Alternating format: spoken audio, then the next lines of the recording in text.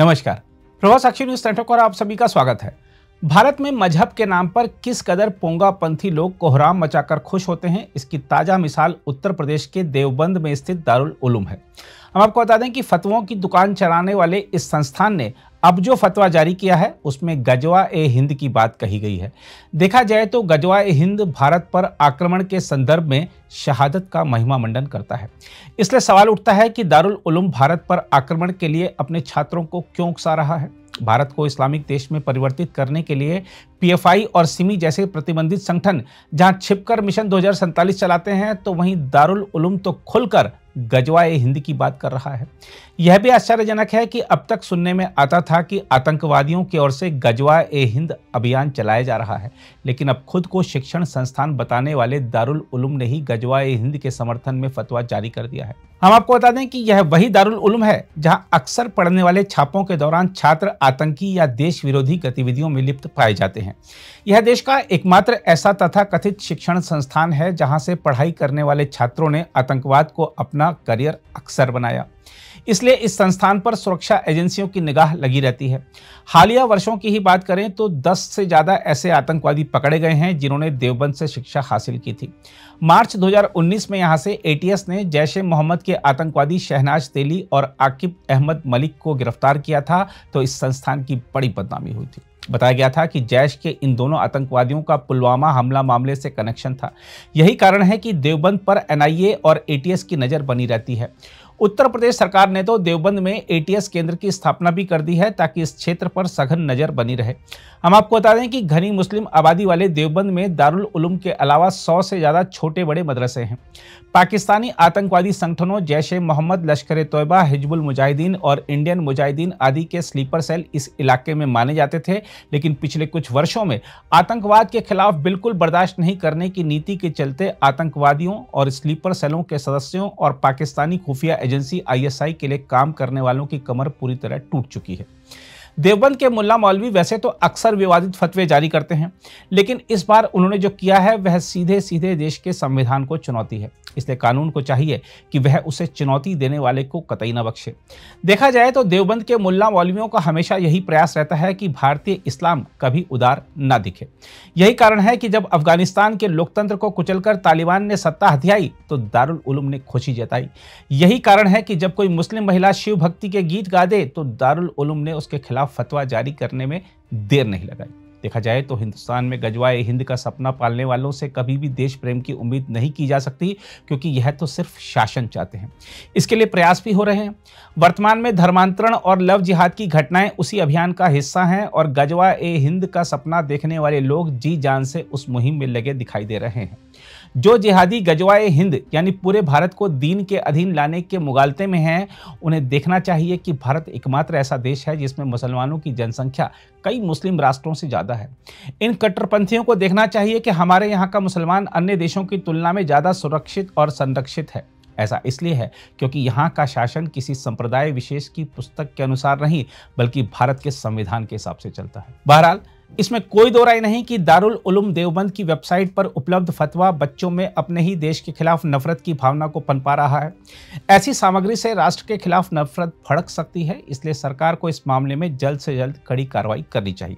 फिलहाल आइए देखते हैं भारत के उच्चतम न्यायालय के वरिष्ठ अधिवक्ता और पीआईएल मैन के रूप में विख्यात अश्विनी उपाध्याय इस मुद्दे पर क्या कह रहे हैं। कुछ दिन पहले पीएफआई ने एक विजन डॉक्यूमेंट जारी किया था, गजवा-ए-हिंद 2047। यानी पीएफआई का प्लान है कि भारत में 2047 तक गजवा-ए-हिंद कर लिया जाए। और अब दारुल उलूम देवबंद, जो अपने आप को एक एजुकेशनिस्ट बताती है संस्था, जो अपने आप को बताता है कि वो तो केवल शिक्षा का प्रचार कर रहा है, उस संस्था ने गजवा-ए-हिंद को जायज करार दिया है, गजवा-ए-हिंद को हलाल करार दिया है, गजवा-ए-हिंद को कहा है कि बिल्कुल ठीक है, और जो आदमी गजवा-ए-हिंद के लिए काम करता है उसको जन्नत मिलती है। इसका मतलब क्या हुआ? जो घुसपैठिए आ रहे हैं यहां गजवा-ए-हिंद करने के लिए वो भी ठीक है। इसका मतलब जो धर्मांतरण किया जाता है गजवा-ए-हिंद करने के लिए वो भी ठीक है। इसका मतलब जो जानबूझ के जनसंख्या विस्फोट किया जा रहा है गजवा-ए-हिंद के लिए वो भी ठीक है। जो गजवा-ए-हिंद के लिए आतंकवाद फैलाया जाता है, अलगाववाद फैलाया जाता है, यानी वो भी ठीक है। जो गजवा हिंद के लिए जिहाद करते हैं वो भी ठीक है, जो गजवा हिंद के लिए पत्थरबाजी करते हैं वो भी ठीक है, जो गजवा हिंद के लिए मजहबी उन्माद फैलाते हैं वो भी ठीक है, जो गजवा हिंद के लिए हिंदुओं का पलायन करवाते हैं वो भी ठीक है। यानी कश्मीर में जो नरसंहार हुआ वो भी ठीक है, बंगाल में जो हो रहा है वो भी ठीक है। इसका मतलब हिंदुओं को खत्म करना, हिंदुओं को खत्म करके भारत में शरिया लागू करना, ये सब जायज है। और ये मैं नहीं कह रहा हूं, ये दारुल उलूम देवबंद ने कहा है कि गजवाए हिंद जायज है। जो चीजें मैं इतने दिन से कह रहा था सब सामने आ गई। दारुल उलूम देवबंद में घुसपैठिए कई बार पकड़े जा चुके हैं, अलगाववादी कई बार पकड़े जा चुके हैं, इस संस्था ने कई बार आतंकवादियों का केस लड़ा है। हमारी पीआईएल 3 तलाक के खिलाफ, हलाला के खिलाफ, मुताह के खिलाफ, मिस्यार के खिलाफ, तहर्रुस के खिलाफ जो आई है उसका दारुल उलूम ने विरोध किया है। तलाके हसन, तलाके बाइन, तलाके किनाया का मैटर सुप्रीम कोर्ट में है, दारुल उलूम उसका विरोध करता है।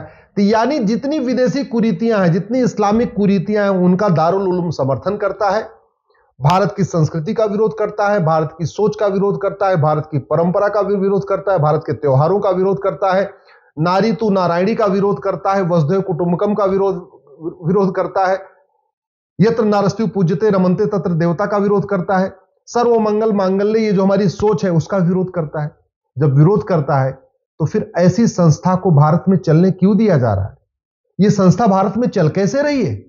जो भारत के संविधान को खत्म करना चाहती है, भारत में शरिया लागू करना चाहती है, भारत में दारुल कज़ा खोलनी चाहती है, जगह जगह शरिया कोर्ट खोलना चाहती है, भारत में सबको समान शिक्षा की बजाय मदरसे खोल खोल के इस्लाम को बढ़ा रही है, उस संस्था को चलने क्यों दिया जा रहा है?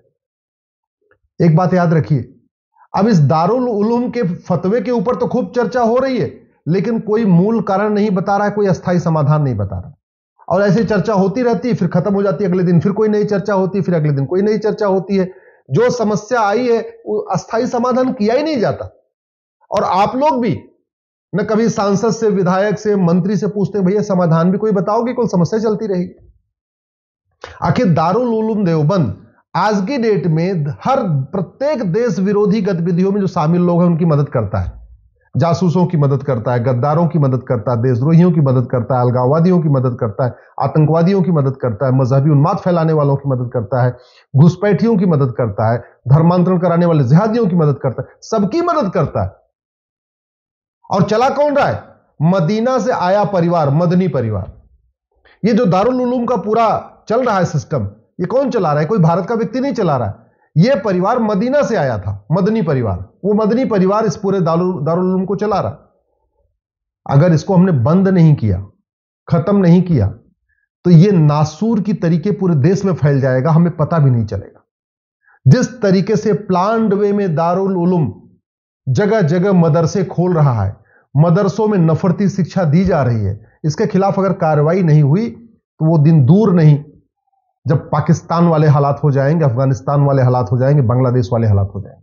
वो दिन दूर नहीं जब दोबारा फिर से कश्मीर जैसा हालात हो जाएगा।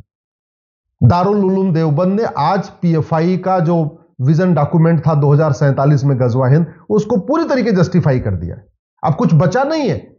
इसलिए मैं सबसे पहले कहता हूं, सबसे पहले संविधान के सेकुलर वर्ड को निकाला जाए। यह सेकुलर वर्ड की आड़ में दारुल उलूम देवबंद पूरे देश में नफरत फैला रहा है, पूरे देश में जड़े जमा रहा है। और वो कौन सा शब्द है?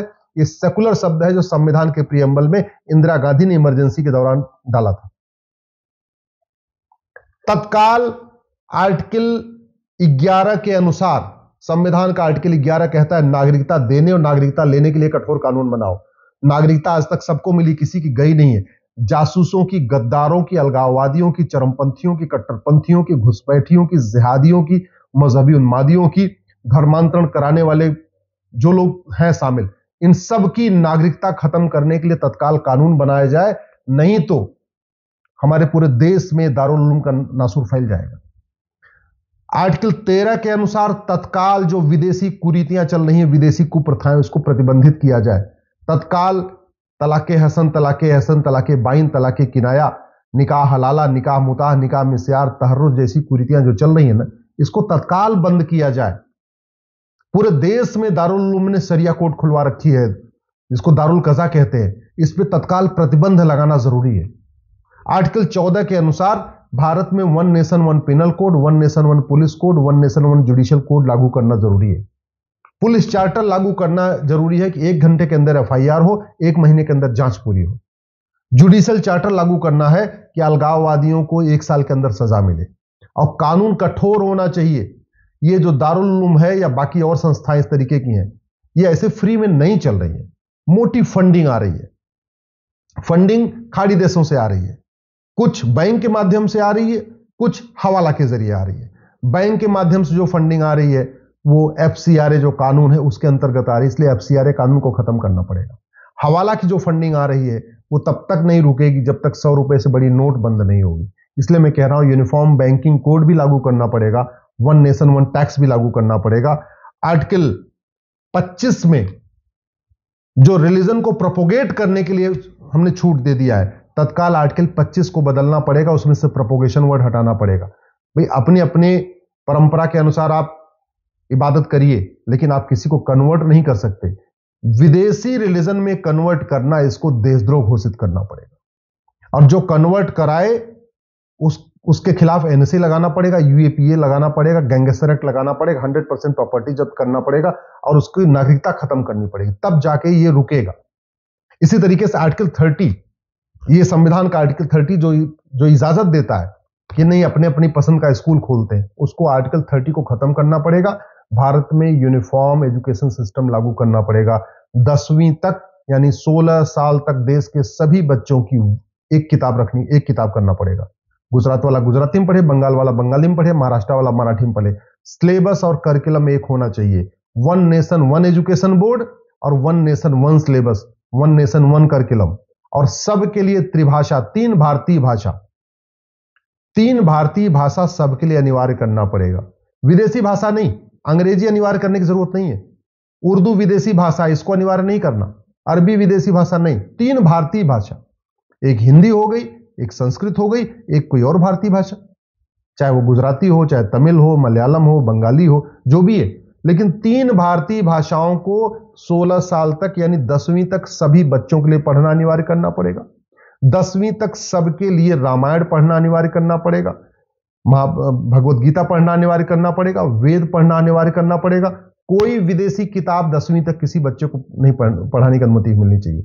न विदेशी किताब, न विदेशी रिलीजन, न विदेशी भाषा। 10वीं तक केवल भारतीय किताब, भारतीय पंथ, भारतीय भाषाएं, केवल और केवल भारतीय, विदेशी कुछ भी नहीं। और बैंकिंग ट्रांजैक्शन टैक्स लागू करना पड़ेगा।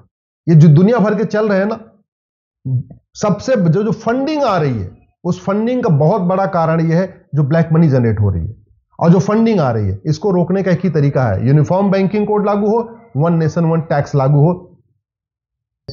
इसलिए इस वीडियो को अधिक से अधिक शेयर करिए, अपने सांसदों को भेजिए, अपने विधायकों को भेजिए, अपने पसंदीदा पार्टी के नेताओं को भेजिए और उनसे कहिए कि अफगानिस्तान के लोगों ने कभी सोचा नहीं था, आज खत्म हो गए। पाकिस्तान में हमारे पूर्वजों ने कभी सोचा नहीं था, आखिर खत्म हो गए।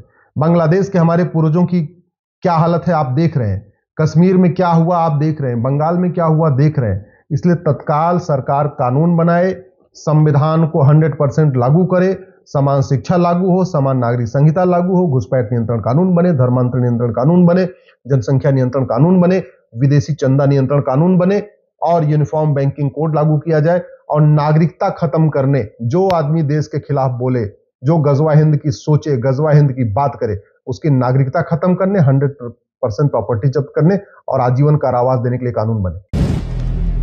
अगर आप भी लेना चाहते हैं देश दुनिया की तमाम जानकारी, तो आज ही सब्सक्राइब करें हमारे चैनल को। साथ ही नीचे दिए बेल आइकन को जरूर दबाएं ताकि हर अपडेट आप तक पहुंच सके।